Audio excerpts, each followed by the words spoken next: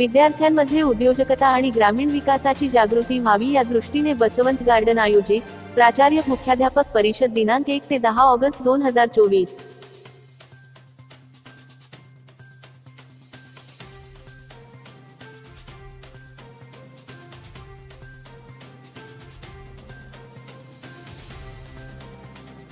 Baswant garden एक आदर्श कृषी उद्योग पर्यटन मनोरंजनातून उद्योजकता। वेळ सकाळी 10 ते सायंकाळी 5। ठिकाण बसवंत मधमाशी उद्यान, मुखेड रोड, पिंपळगाव, बसवंत, जिल्हा नाशिक, राज्य महाराष्ट्र। नमस्कार, मी नितीन कराडे, प्रकल्प व्यवस्थापक, बसवंत मधमाशी उद्यान प्रशिक्षण केंद्र, पिंपळगाव, बसवंत। आज या ठिकाणी जो प्रकल्प आम्ही उभा केला आहे, मधमाशी उद्यान, हे महाराष्ट्रातील पहिलं ॲपिटुरिझम सेंटर आहे। आणि यासोबतच पुढे जो दुसरा आमचा प्रकल्प आहे बसवंत ॲग्रो टुरिझम, असे 2 प्रकल्प आम्ही या ठिकाणी उभे केले आहेत। आणि याचा मुख्य जो उद्देश आहे तो म्हणजे कृषी व ग्रामीण भागातील विकास, कृषी व ग्रामीण याचा विकास साधणे हा आहे। या ठिकाणी आपण मधमाशी उद्यानामध्ये आपण आहोत। मधमाशी उद्यानामध्ये आल्यानंतर जे शाळेचे विद्यार्थी असतील, पर्यटक असतील, शेतकरी असतील, तर यांना आपण मधमाशीबद्दल परिपूर्ण माहिती देतो आणि मधमाशी निसर्गासाठी कशी फायदेशीर आहे, याबरोबरच आपण शेती पिकामध्ये वेगवेगळी जी पिकं घेतो त्या पीक उत्पादन वाढीसाठी मधमाशीचा काय रोल आहे त्याबद्दल सविस्तर माहिती या ठिकाणी दिल्या जाते। हे करत असताना मधमाशी पालनातून मोठ्या प्रमाणात ग्रामीण भागामध्ये रोजगार निर्मिती कशी होऊ शकते त्याबद्दलचं सगळी माहिती, सगळं प्रशिक्षण या ठिकाणी दिलं जातं। त्याबरोबरच जी बसवंत गार्डन आमची संकल्पना आहे त्याच्यामध्ये गाव समृद्ध तर देश समृद्ध ही संकल्पना आम्ही त्या ठिकाणी साकार केली आहे। यातून आदर्श गाव कसं असावं याची परिपूर्ण एक संकल्पना त्या ठिकाणी आहे। गाव विकसित होण्यासाठी आपण काय केलं गेलं पाहिजे या सगळ्या संकल्पना त्या ठिकाणी मांडलेल्या आहेत। जसं की त्यामध्ये गोमाता संस्कृती आहे, त्यानंतर एक आदर्श गावाचं मॉडेल आहे। शेती करत असताना जी काही वेगवेगळी पिकं आपल्याकडे घेतल्या जातात, या पिकांवर जर आपण प्रक्रिया केली तर ग्रामीण भागामध्ये अधिक मोठ्या प्रमाणात रोजगार निर्मिती होऊ शकते। ही सगळी संकल्पना त्या ठिकाणी आम्ही मांडली आहे।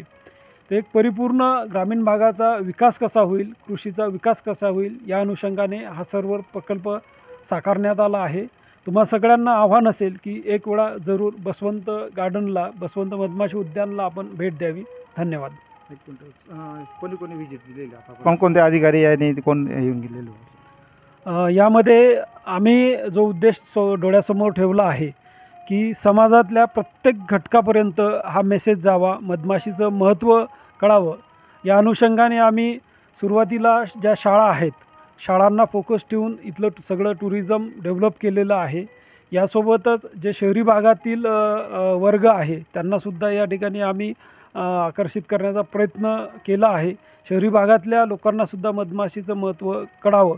यासोबतच समाजातल्या जे वेगवेगळे क्षेत्र आहेत, याच्यामध्ये सामाजिक क्षेत्र असेल, राजकीय क्षेत्र असेल, अशा क्षेत्राशी संबंधित अधिकारी वर्गांना या ठिकाणी आम्ही बोलवलं आहे आणि एक बरेचसे प्रयोग त्या अनुषंगाने या ठिकाणी आम्ही केले आहेत। काही तिकीट वगैरे विद्यार्थ्यांसाठी, काही पास वगैरे या ठिकाणी विद्यार्थ्यांना जो काही आम्ही इथं पॅकेजेस केलेले आहेत, अगदी नाममात्र शुल्क घेऊन त्यांना इथली गाईडेड टूर दिल्या जाते।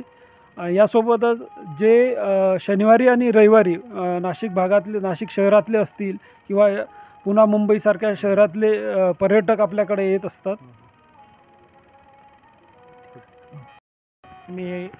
मी आता गेल्या 3 दिवसापासून इथं येत आहे आणि आल्यानंतर खूपच छान असं वाटलं। एक माझं नाव हेमंत विजय मगर, जनता विद्यालय आगार खुर्द यांच्याकडनं मी आलेलो आहे आणि विद्यार्थ्यांसाठी फार उपयुक्त आणि फार छान असं वाटलं मला। आणि त्याच्यात इथं व्हिजिटर जे आले तर 2-3 दिवसात मी पाहिलं तर काही फॉरेनचे लोक पण इथं आलेले होते आणि अधिकारी म्हटले तर सरांना पवार सर विचारत होते कोण अधिकारी येतात, तर मी आलो त्या दिवशी फल उत्पादनाचे अधिकारी आलेले होते, डाळिंब संशोधन केंद्राचे मेन अधिकारी सचिन दादा हिरे हे पण होते।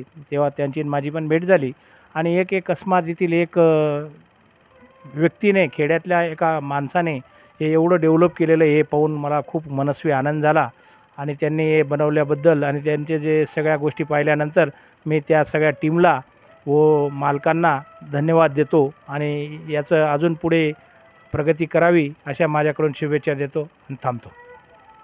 क्राईम डायरी न्यूजसाठी मुख्य संपादक प्रवीण पवार, मालेगाव, नाशिक.